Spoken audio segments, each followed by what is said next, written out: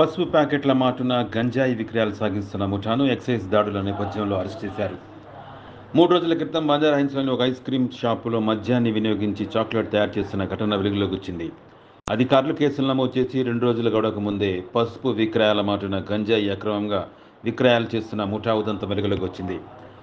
నెహాభాయ్ అనే దూల్పేట్కి చెందిన మహిళ పసుపు ప్యాకెట్లలో గంజాయి పెట్టి అమ్మకాలు సాగిస్తుంది. Excise enforcement DSP Tirupati Yadav, SI నాగరాజ్తో పాటు సిబ్బంది కలిసి గంజాయి పసుపు ప్యాకెట్లలో 10 గంజాయి ప్యాకెట్లను స్వాధీనం చేసుకుని కేసు నమోదు చేశారు. పసుపు ప్యాకెట్లలో గంజాయి అమ్మకాలు సాగిస్తున్న ఘటనను వెలుగులోకి తీసుకొచ్చిన ఎన్ఫోర్స్మెంట్ టీంను enforcement director VB Kamalasan Reddy అభినందించారు.